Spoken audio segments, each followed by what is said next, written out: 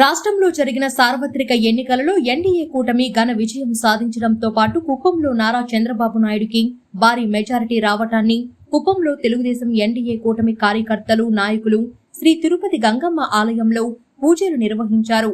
MLC Kancharla Srikanth Nara Chandrababu Naidu గారి declaration form ను తిరుపతి గంగమ్మ ఆలయంలో పెట్టి పూజలు నిర్వహించారు. అనంతరం భారీ ర్యాలీగా ఎన్టీఆర్ విగ్రహానికి తరలి వెళ్లి పూలమాలలు వేసి నివాళులు అర్పించారు.